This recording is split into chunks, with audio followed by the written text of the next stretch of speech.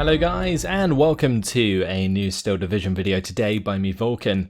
Today I have for you game 3 in a best of 3 between Gonzo and Cadilakor in the quarterfinals of the Steel Division League Code S.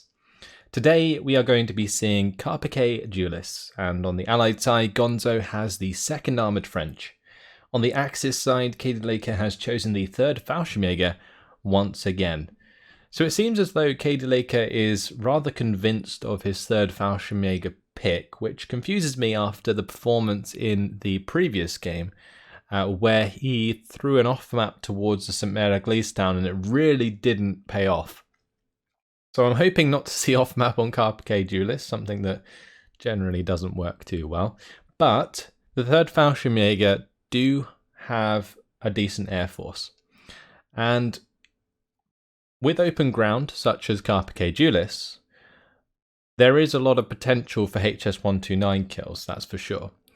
It's just that they will most likely come in the late game, like Phase C, when you can actually afford that kind of air force. Because in the early to mid game, you're really going to be making up for your losses with most of your income, because the French, specifically, will be putting on a lot of pressure, especially under the command of Gonzo. Now, Gonzo with the 2nd Armoured is a scary combination because you've got aggressive player with an aggressive division, M8 Spies, Stuarts, you've even got the M10s early on, which can exploit 1,200 meter range, which on a map like Carpiquet Duelist is great. So the 2nd Armoured has so much going for it going into this matchup. And the best Cadilakor can really field on the ground is things like the Pak-41s, and getting those potentially into ambush positions to kind of absorb an initial attack from the 2nd Armoured. Like, I guess Cadilakor, like going into this game, you would kind of expect to have to concede a +2 and try and come back from that in Phase C. That's what I'm looking at with this matchup. Like, that's the only way that you can really win out, because you really kind of have to fall back and rely on these buildings, both on the bottom side here and in the town, to sort of win infantry engagements and have the potential to like ambush vehicles, because the M8s have the 50 cows, so they're going to be engaging you from 800 meter range, and that's potentially going to just overrun things like the Pak-41s regardless. So it's going to be very difficult. And even if there is a Pak-41 and it does show up and kill a unit or two, I'm pretty sure Gonzo can either strafe it with Spitfires if Cadilakor hasn't invested in ME-109s, or he could just bring in like a mortar or use the M10s like I already mentioned. Let's have a look at the units going down though. For Gonzo on this top side, it's going to be 2 Nueva in the M5A1 half-tracks. There's going to be 2 M8 Spies here, and some command. There's also going to be the recon there in the Jeep.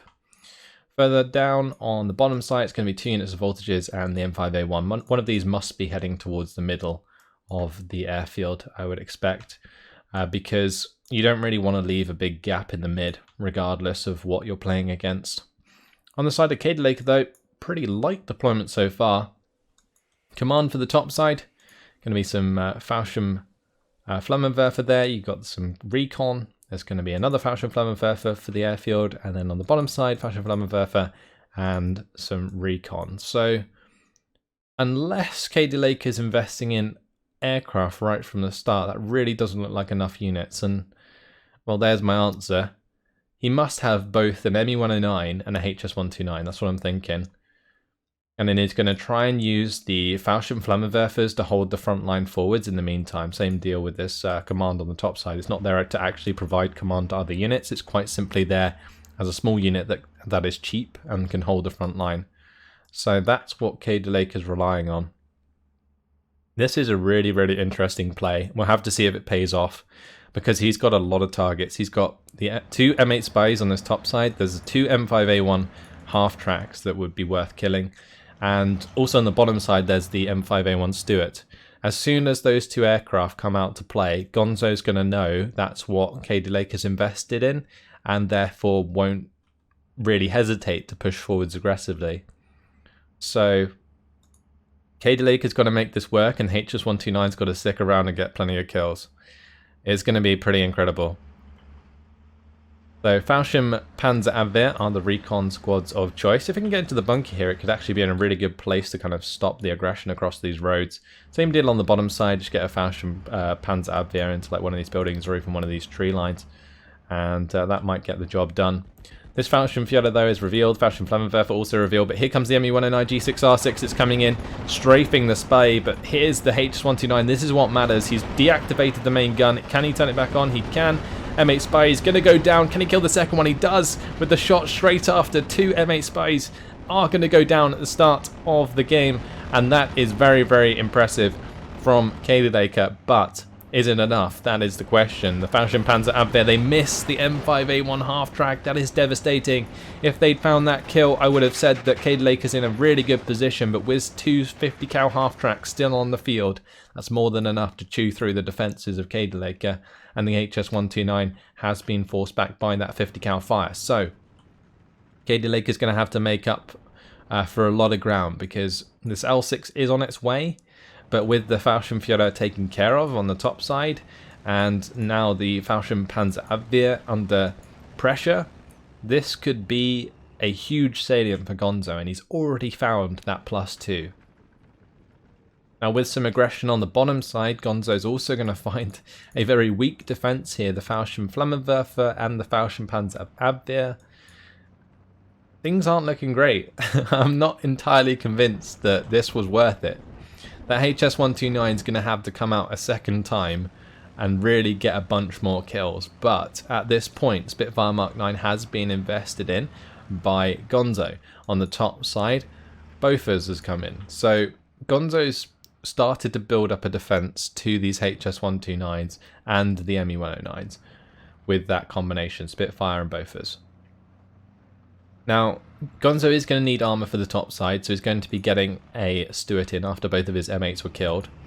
But until that arrives, this L6 is really going to have to get aggressive onto these half-tracks and try and take them out. Because if he can clean up both the 50 cal half-tracks, he can really help support his infantry in these engagements against the Nueve.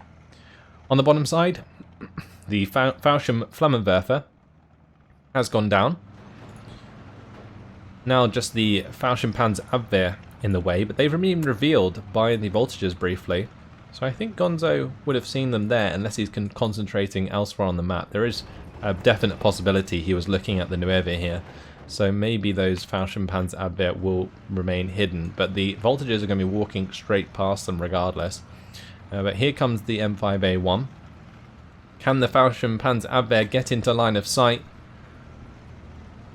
They can. Will the Panzerschreck hit the mark? It will not. It forces them back.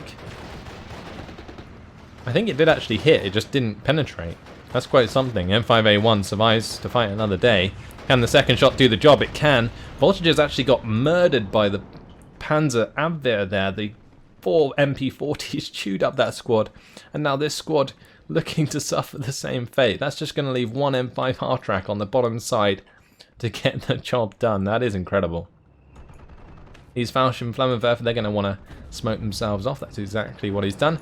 Spitfire Mark 9 and Bofors coming in for the strafing run onto the L6. That Bofors has managed to engage the L6 from the 1,000 meter range, hence why it's already falling back. This L6 is going to be looking to try and take out this half-track, and once that's gone, he can support the engagement against other infantry, which is really good. So I don't think Cadilakor is in the worst of positions. He's definitely done a great job on the bottom side, killing both the voltages and the Stuart here. Well, I actually didn't finish off this voltages squad, but it's going to have a hard time pushing into some Fallschirmjäger. And this L6 could clean up the M5 half-track here, so ground should be able to be made back for Cadilakor. Is Gonzo actually going to go for like a fast move surrender onto the L6 with the Bofors? That would be quite something. But here comes an ME-109 G6R6. The Spitfire Mark 9's actually used up all its Hispano ammunition, so the ME-109 G6R6 here actually has a huge advantage, but Spitfire Mark 9, will it get away? It looks like it potentially will. Did get a bit of a head start there on the retreat, and with the help of the Bofors, that should force the ME-109 back anyway. But a HS-129 is following, and that is actually targeting the Bofors. it's going to want to fire from max range, so I don't want to see Cadilakor turn it off here and then turn it back on. He is engaging from max range, and that is going to get the kill. One of the Bofors is taken out. Can he take out a second target? He goes for the M5A1 Stuart, does not find it. That is unfortunate. If he had found both kills onto the Bofors in the early game, that would have been devastating for Gonzo, because then he would have literally nothing to take care of this HS-129. Since the ME-109, supported by this AA, would always win against the Spitfires. So I think Gonzo got pretty lucky that Cadilakor didn't finish off the second Bofors. Maybe couldn't see it in order to target it, but crazy stuff. Very interesting strategy for sure. Cadilakor got to be careful with how he plays this out, because he can't really afford to lose much more ground. I think you could potentially sit on a +2 for a little while and like ride it to phase C, but Gonzo's going to be really far ahead in terms of points, so you've got to have a plan in order to get the job done. And so far it looks like Cadilakor is trying to put all his eggs in one basket by relying on his air force. It's just whether or not it's good enough, we'll have to wait and see. The L6 on this bottom side can certainly do a lot of damage to these half tracks and help chew through these voltages, so there may be a salient here for Cadilakor if he wants to push for it. But an M5A1 is actually going to be zooming down to this bottom side now, so that may stop the L6 in its tracks. So the main thing here is just get it back to a +1 rather than a +2. That's always helpful, and something that I hope Cadilakor strives for. But as soon as we bump into phase B, this is going to be the aggression of Shermans and utilizing them in support of the Nueva to make a lot of ground. And that's going to be very scary for Cadilakor if the HS-129s can't get the job done. And the HS-129 so far has been pretty reliable. It's killed off the two M8s, it's killed off the Bofors. But will it continue to hit the mark? That is the question. Sometimes they can be really unreliable and miss all the time. So if that starts to happen into the late game, Cadilakor's in trouble. L6 does get quite a lot of hits onto the voltages, but it looks like the M5A1 is going to get here in time to stop any more aggression. The Fallschirmpanzer Abwehr actually went down, which is unfortunate. But now it's going to be double Panzerjäger, or the Fallschirmjäger, sorry, versus the Nueva here.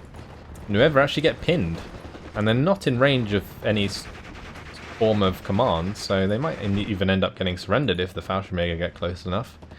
But that's going to be another squad going down there. The last man of that Nueva squad finally dies. Spitfire Mark 9 comes in for the strafing run onto the sharpshooter. Looks like this Spitfire Mark 9's targeting the Flak 36 as well, and that Flak 36 is not on an attack move order.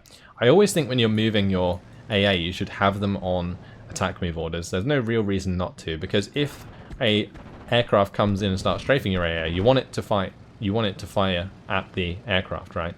There's no reason not to. So yeah, bit unfortunate there. M5A1 though, they're pushing aggressively onto this AA, and even the 1HE will do a lot of damage against the Flak 36 because of the damage modifier bonus from tanks to AA. Fallschirmjäger here, they're going to be forced back by these strafing runs. The Spitfire Mark 9's really coming into their own here, and it doesn't look like Cadilakor's really confident in investing in like a second ME-109. There's also the potential that he doesn't even have a second 109 available in phase A. He's probably going to have to wait until phase B to try and dominate the skies, and that's obviously a problem. This Flak 36 is not long for this world. The M5A1's continuing to try and run that down, but on the bottom side, Fallschirmjägers do force back the voltages for the time being. But as soon as they get pinned down, the M5A1 will be able to rush them, and that will not end nicely. Here we go, ME-109 G2 BR21 accompanying an ME-109 G6 R6 actually coming onto the field to rocket the Bofors. Can it get the rockets off in time? It can, but doesn't hit the mark. Spitfire Mark 9 straight onto the back of the ME-109. It looks like the ME-109 G2 BR21 is actually going to go down, but the ME-109 G6 R6 is going to reply with the kill onto the Spitfire. Not sure that was quite worth it. The Spitfires are worth 125 points, the BR21s are worth 180 points. Now, if the ME-109 G6R6 can strafe and kill the Bofors, then that would be a win for sure, but not looking like it's going to happen anytime soon.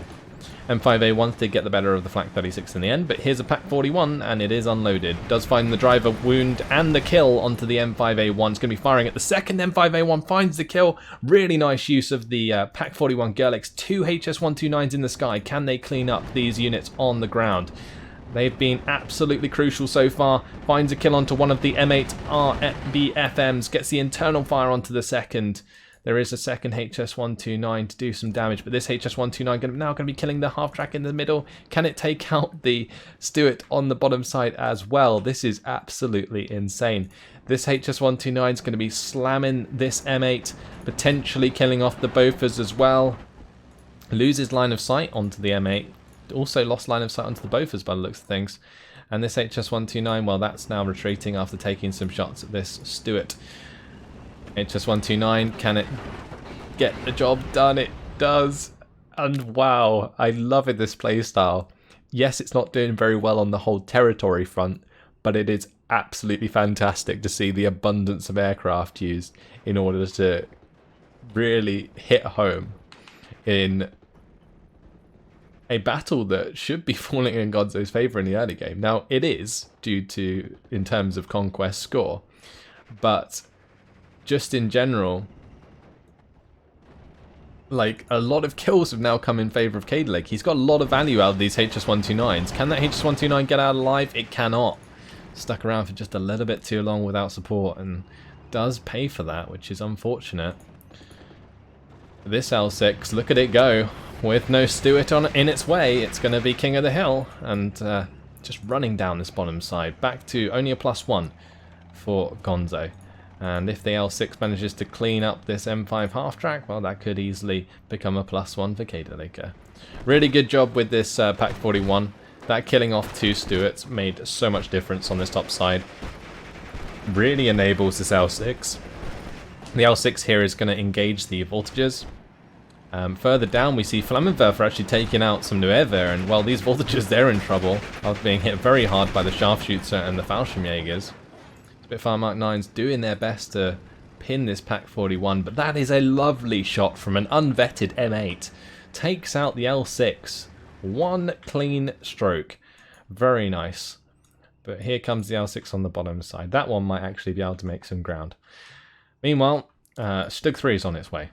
And, well, with so much damage being done to Gonzo's forces, he doesn't have too much coming in. I mean, there is a Sherman coming in on the bottom side with some command, which will make a 3-star Sherman, which is actually pretty scary. But with this Stug 3 coming in on the top side, it looks like we may be seeing a bit of a seesaw here, as the Stug 3 will take control up here for certain, whilst the L6 will most likely lose ground on the bottom side, as it won't be able to fight against the M4A2. But if the Fallschirmjägers can get into this hangar, they're going to be an absolute pain to get rid of. So Cadilakor making sure that they're running up sooner than later is very, very important. You just got to hope that the M4A2 cannot get line of sight. Back to 50-50. It's going to be a victory for Gonzo still in 25 minutes. But I really like Cadilakor's position at this point in the game. Like, considering that moving into Phase C, I think Cadilakor has a really good chance of winning this game.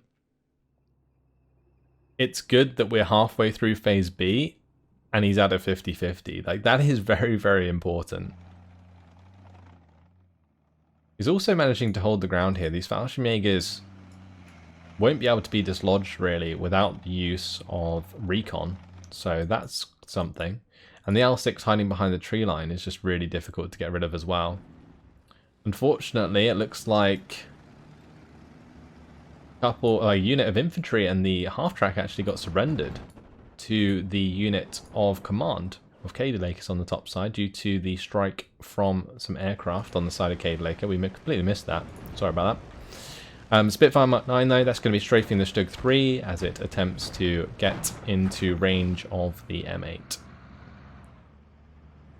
Can it find the kill though? I'm pretty sure Gonzo won't allow that to happen. The M8 can maneuver pretty quickly, so it should be able to get into cover sooner than later. And we're actually seeing a +1 in favour of Cadilakor. So, AT gun moving to this bottom side, that's going to be the Pack 41. Driving on in, hoping to get potentially a close range engagement with the M4A2. Now an M10, going to be arriving for the top side. Meanwhile, the Bofors just holding things back on the airfield. There's no recon here, so it actually surprises me that the Bofors can see the Fallschirmjägers. Currently though, this Fallschirmflammenwerfer just sitting on the airfield on his own. Flamethrower in hand, look at him. Chilling. You should definitely think about getting into a bush. Spitfire Mark 9 looking to finish off the Pack 41 as it falls back. It stays in cover where it is. I don't think the Spitfire Mark 9 should have line of sight. But here comes the ME-109 G6R6. It should get on the back of the Spitfire Mark 9 with the way it's just turned. Although Gonzo, using the scissor to drop the ME-109, brings in some reinforcements. Oh, look at the flight of the Spitfires, guys. Beautiful. Forces back the ME-109 for now.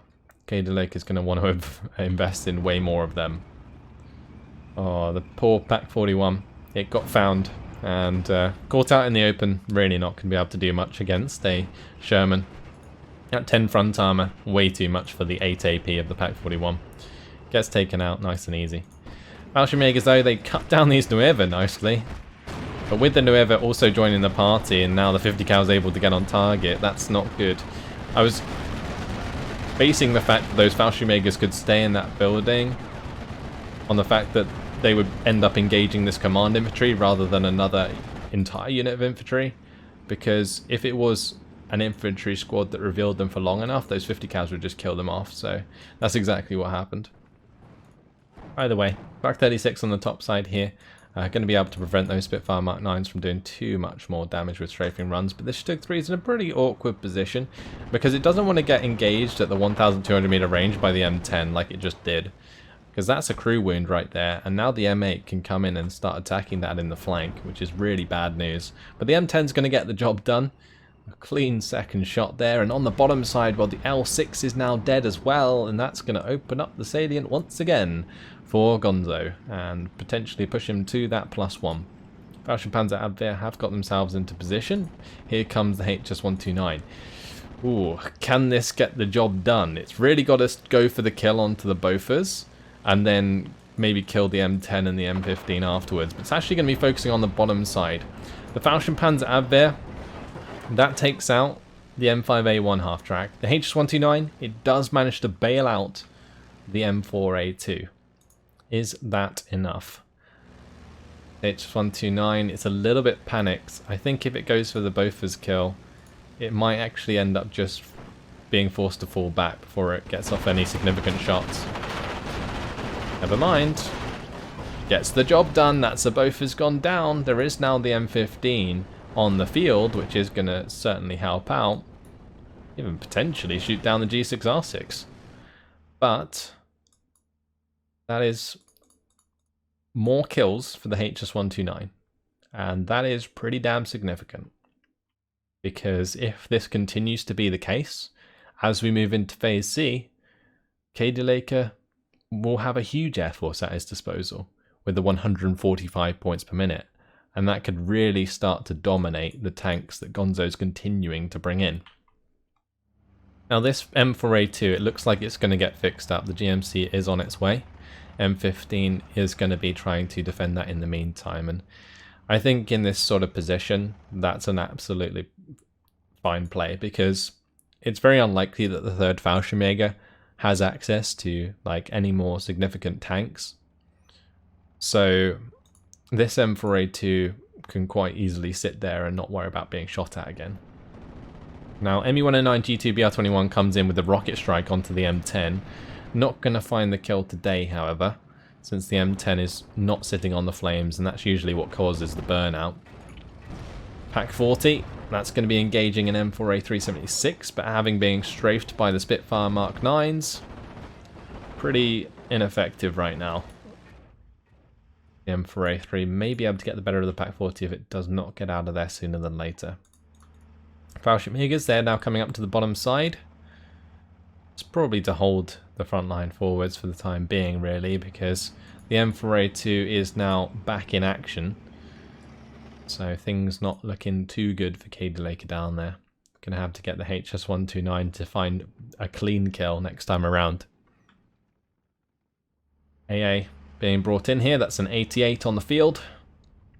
That could certainly help control the ground at 1,200 meter range. Gonzo would have to start investing in some artillery in order to get rid of those 88s. Guess he could maybe strafe them with a few Spitfire Mark 9s and then overrun them with infantry. There's potential for that, but I think Gonzo would most likely opt for the artillery, since no doubt the Flak 88 will be supported by Me-109s in the sky. This Fallschirmjäger got a little bit too greedy there. Got mown down near these craters. Should have just jumped into a bush like I mentioned. Anyway, Gonzo's starting to get an abundance of AA again, and that is really not good news for Cadilakor. If this Flak 36 goes down as well, it doesn't make things much better. Oh, this has really got to unload. If this gets shot at before it's unloaded, that's really bad news. It's not actually even in line of sight. Okay, he's going for the shot onto the M10. The M10's actually shooting at the Stug, or the St 42. So he's got plenty of chance to find a shot on target. Me-109, or the Spitfire coming in. Yep. Okay, never mind. Gonzo is going to go for the strafing run, but as I mentioned, the Me-109s are going to be in the sky, so potential for that Spitfire to be shot down. Not quite. M15 going to stop that from happening. The G2 BR21 is going to help force back the M4A 376. But this 88 is under a lot of pressure. It's going to have to fall back. Surprised that didn't unload and engage the M4A 376 immediately rather than go all the way to engage the M10. That seemed a bit silly. But here comes an AT gun. That's going to be a LG. Okay. Never mind, nothing too significant. I'm pretty sure the M4A2 will be able to overrun that. And one nice thing about the LGs is they can fire very quickly like Pak 41s, but they lack that significant AP value that I think Cadilakor is really going to have to rely on. Now, multiple HS129s is really what Cadilakor needs, multiple Me-109s as well. Basically bring in like 3 HS129s, pop all the M15s, bring in a couple Me-109s to support them, and then that's pretty much job done. You've opened up the entirety of the front line. But it also depends whether or not Cadilakor actually has any armor or anything significant to push up afterwards. I think it's going to get to a point where Cadilakor actually has run out of units that can push a salient. Because the ground forces have been under a insane amount of pressure throughout the entire game so far. Flak 36 has been taken out. The Flak 41 did actually kill up the M10 on the top side.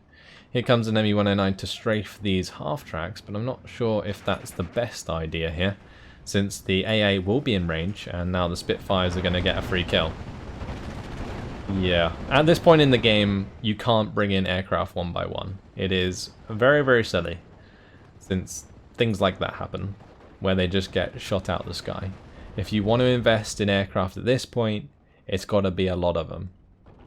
Like 3 Me-109s, 3 HS129s, bring them all out at once, get those strikes in, then it's going to be very unlikely that Gonzo is going to be able to retaliate with any form of decent air force. LG-40 does go down. Fallschirmpanzerabwehr, the only thing holding this bottom side. 188 has already been killed. The second one in the mid here looking to go down shortly. Pak 40 has been overrun as well. Things are just completely falling apart. It looks like Cadilakor is going to try and reinforce a little bit with these Opel Blitz and the Fallschirmjägers and the Stug 3, but that's going to be it. Cadilakor surrenders. And oh, it's such a shame. 25 minutes and 32 seconds. I liked the idea so damn much. But I think There's just too much pressure on the ground, regardless of the amount of kills you get with the HS-129s. I think the French just have enough that they can keep going. And Gonzo had invested in a lot of AA. But the best way to get rid of AA as a third Fallschirmjäger is not using ground forces, is actually using an abundance of HS-129s all at once. It just depends how many HS-129s Cadilakor had on his division, because by the end I think he was only using one. He'd lost one, the initial one that he bought, and he had the 1-star one. So I'm not sure if he had any more available. And dependent on that fact, that may be why he surrendered at this point, because he had no way in order to overwhelm the AA network, and therefore the ground forces of Gonzo were free to push through regardless of what kind of army composition he had as the third Fallschirmjäger. So yeah, tough spot really to be in, but much closer KD than the last game. 2,005 kills to 1,585 losses for Gonzo. Gonzo does take the victory, of course, and does move on to the semi-finals. So congratulations to him. His aggression eventually paying off in the face of the HS-129s, the ducks going quack, quack, quack all the way home. Yeah, Cadilakor, nice try, but didn't quite work out this time around. Maybe that's the intention he had in the last game as well, using the HS-129 to take out things like the Centaurs and the Sherman 2s, but it just didn't work out since a Wildcat shot it down initially. But yeah, kills. Spitfire Mark 9 did kill off the HS-129, the original HS-129. It also shot down one of the G6R6s. M4A2 that recovered on the bottom side managed to get the better of all of those weapons. The PaK-41, the LG-42, that L6 didn't stand a chance. Neither did the Fallschirmjägers due to all of the HE. This PaK-41 went down to the M4A1 or A376, and well, the M15 actually claimed the kill onto the PaK-41, and this 50 cal half-track killing another. Really not a good day when you see an M5 half-track take out a PaK-40, and that was with its machine gun. Anyway, in terms of losses, fantastic play early on. That really caught me off guard. I didn't expect Cadilakor to invest that many points into aircraft right off the bat. That was so risky, and it didn't quite pay off. It nearly did. If the HS-129 hadn't been forced to fall back by the 50 cals, then the HS-129 could have come back for another strike and potentially finished things off and really sort of set Cadilakor up for the rest of the game, but didn't quite come about. Double M8 with the initial strike, really nice job. Then took out the Bofors, then took out the M5A1. Later on, this HS-129 took out an M8 and the Bofors. That was when both of the Bofors were gone, but by that point, I think we're into Phase B, and Gonzo started buying the M15s. Stur actually managed to take out the M8 in the end. That's quite nice. And of course, the Flak-41 killing the M10, but yeah, I don't think Cadilakor maybe had enough in his air tab to get the job done in this case. That's what it felt like. I'm not entirely sure. Maybe he can comment and let us know what was going on. But either way, 2-1 to Gonzo. Going to be taking the victory, moving on to the semi-final. And we'll find out who he's going to be playing against in the next best of 3, which is between Vohati and Herr Robert. So, 2 very good players. Look forward to those games. But in the meantime, that's all. Hopefully you guys have enjoyed it. Thanks for watching. And I will see you in the next one. Goodbye.